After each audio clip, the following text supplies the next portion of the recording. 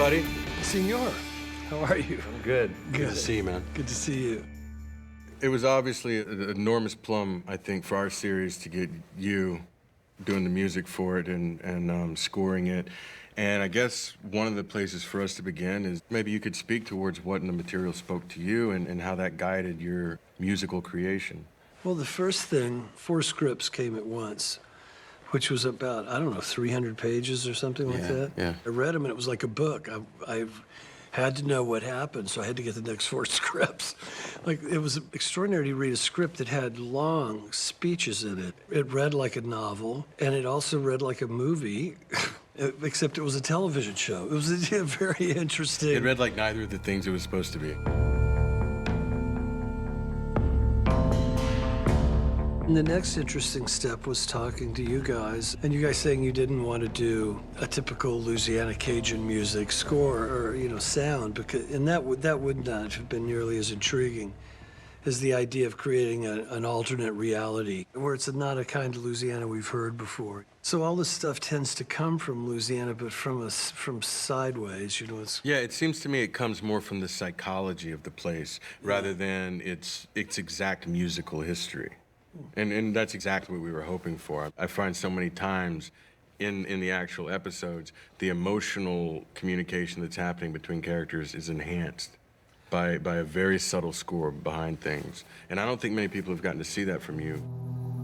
I had my time where I wondered if this was all in my head. That time passed. Really?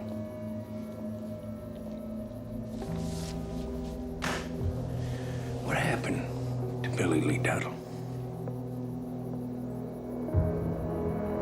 It's something you're gonna have to look at. No other way around it. It's interesting that you bring up the idea of a sort of Louisiana of the mind, right? Right. As opposed to the historical musical scene of Louisiana, which none of us wanted to do. Right. And that can bring up, you know, this idea of anachronisms and things like that. And like, I think I read some comment somewhere that, you know, struck me as completely ridiculous that KRS-One would not be playing in a South Louisiana strip club. Cocaine business controls America. Ganja business controls America. KRS. For a man who was in Louisiana in 1995 and worked at a strip club, there's no political statement behind the music that plays for girls to dance to at strip clubs. But that's the kind of comment that I wonder if you have anything to say to that. Of course, it's completely plausible that the DJ in Louisiana in 1995 would have heard illegal business. But more than that, it was the right song to play in that scene. We tried a lot of songs to play in that scene. I remember. And when that one went in there, everyone said, oh, there it is. Yep. It showed up. It's appropriate for True Detective in 2014 and the story we're telling. He's conflict-oriented, so when I deny him small arguments, it builds up his energy. Wow. Yeah. Are you ever a match for this dude? I've read some interesting commentary about this show from the point of view of some women. There's a test about the way women are treated. They have to relate to each other. I can't remember the name of the test, but it's an interesting test. Anyway, I thought you should be given the chance to represent how you actually feel about women. Well, you know, I think if that's a deficiency in the show, I can only say that deficiency is inherent in its form. Because the form of this show is a close point of view, right? So you have 2 points of view, and it's Russ Cole's point of view or Martin Hart's point of view, and that's it. We don't go into other characters' points of view. We don't go into Maggie's point of view if she's not with Cohle or Hart. That's right. And now, if you can find me a male character who's treated with great depth and intelligence and given his due, who's not Hart and Cohle, let me know. It's my bad, boys. Maybe we got started on the wrong foot there.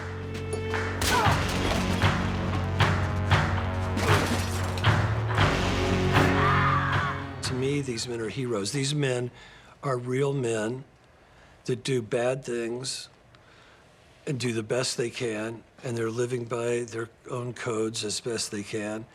But the thing they do, they confront outrageous evil head on, face to face. They look right into the skull of the most hideous evil imaginable and deal with it. That's heroic. To me, Cohle more than Hart, but both of them are heroic. Right. And now both of them are incredibly flawed as men in society, right? Like Hart might be a bad husband and father. Cohle might be a terrible friend and colleague in some respects. But they both behave with bravery and with honor. Yeah. In moments where many of us might not. Your wires back there. Clearing's probably mine. All right. How you gonna do it? You go back, call it in. I'll wait here. Do it now, Marty. You ain't doing this without me. One of the neat things about episode 5 to me is that Cohle, up to that point, has been the guy who has represented a black and white morality. But in episode 5, it's Hart, the man who has offered nothing but gray areas of morality, who administers absolute justice to Reggie Ledoux Correct. by executing him. Boom. Now, it's an interesting thing to me that through episode 4 and episode 5, in none of the action scenes does Cohle fire a gun. Right. Even though he's supposed to be the most dangerous man in the scripts, and he is. Yeah, right. He only fires a gun when all the danger's passed and he's unloading that AK. For me, he's what Huck Finn becomes in the 21st century. You know? You remember Huckleberry Finn when he could free slave Jim, but everything he's been taught tells him that if I free this man, I'm going to hell. Yeah. I'm gonna burn in hell forever. Yeah. And Huck Finn frees his friend, the slave, and Huck says, basically, fuck it, I'll go to hell. Yeah. And that's Rust. You wonder ever you're a bad man? No, I don't wonder, Marty. You ever wonder if you're a bad man? No, I don't wonder. Yeah. You know, not saying like, no, I don't think I'm a bad man. No, I don't wonder about I it. know I'm I'm a bad man. Yeah.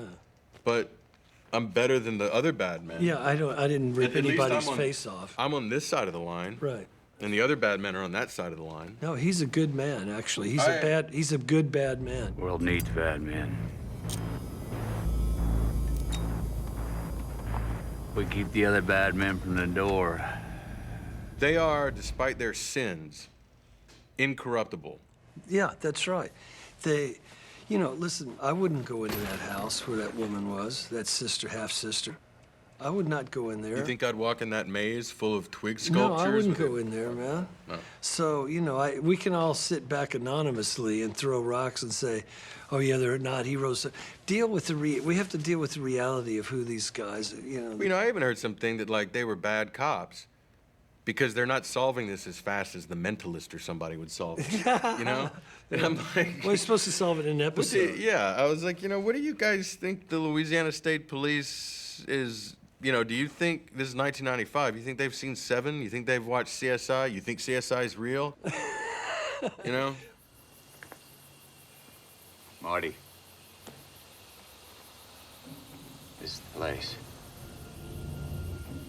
The ending of the show, more than anything for me, is about catharsis. We've Yes. taken you on this 8 hours, and I want you to experience, as an audience, a release Yes. of everything. How did you interpret that release? These two guys that I really loved both of these guys. And seeing the kind of gauntlet they were willing to run, the kind of hell they were really willing to run into to find that catharsis, to reach that catharsis.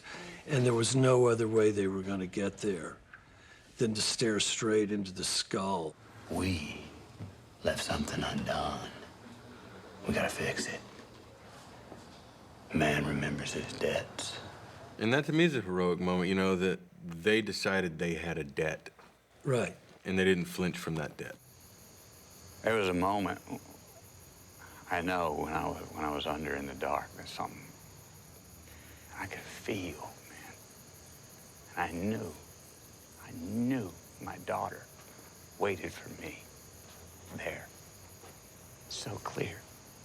I could feel her. And all I had to do was let go.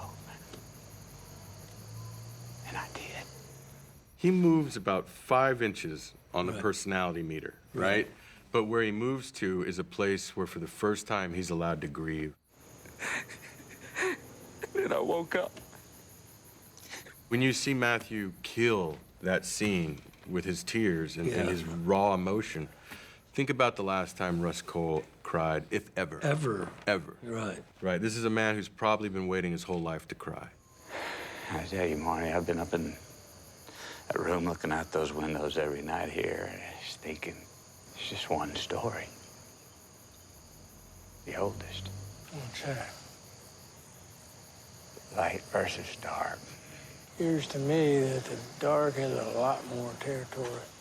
In that final metaphor, it's an earnest urge to merge the secular with the sacred.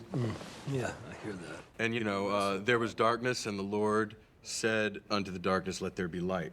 Is someone struggling, not even struggling, just wondering? Yeah. Is there some kind of metaphor that takes it all in?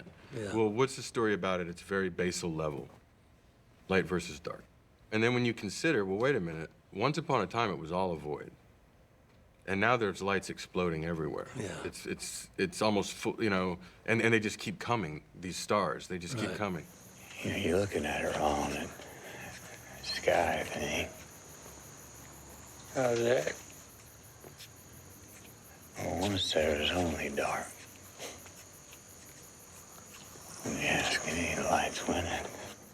I did want to touch on that though, because I wasn't sure it'd make sense to a lot of people, and it might not. Well, it's a beautiful part of the fabric of the whole play. Thank you. And you know, I must say, since we're here at the end, it's so beautiful that it ends like a novel. You know, there's no feeling in the world like getting to the end of a good book when the writer just nails it for you and wraps it up, and you read the last few words. Oh, thanks. And this does that. One of the problems of serialized storytelling on television is you do a series and you have a first act, a second act, and a third act, and then if the series gets picked back up, the third act goes on. We don't have a third act. You have a second act that goes on interminably. Yeah, so I'm looking forward to people being able to sit down and watch it over a weekend, you know, because it actually does have a true ending.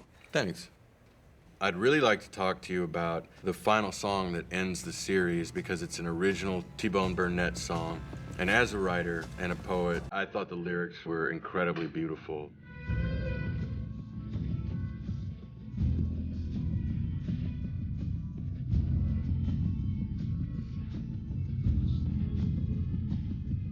Growing out of our discussions of the show and the country and the story we were telling, this song suddenly appeared. And then this music grew out of the score, really, this theme, the main theme of True Detective.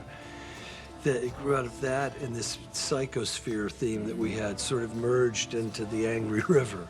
Have you ever heard this phrase before? I haven't, and I thought it was one of the most perfect Gothic expressions I'd heard. That's an what I angry think. river. Well, I think there was a children's book, but when I heard the phrase "Angry River," it's been something completely different to me, Yeah. and it certainly has meaning when you put it into this play and into Louisiana. And Well, I thought it was an American classic. as far as the music goes, it has very much been a collaboration among all of us, but with you and Matthew too. Matthew suggested a lot of good music. Yeah, he really did. And you know from my scripts, I called a ton of music, but Yeah. it was never meant to be like you have to use this. But it was great, so we Well, did. I just knew we were speaking the same language. There was a because- reason that song's there. and- Yeah, and like it doesn't need to be this song, but there's something this song does that you can tap into. That's right. Right. But so much of it I was just thrilled with. Thank you. Thank you. Thank you. This is your music is one of the main leads of the show, and I consider it as essential a part of the vocabulary of True Detective as my writing at least. So thank you. Well, Thank you. You're the greatest. Thank you, Sport. Thank you.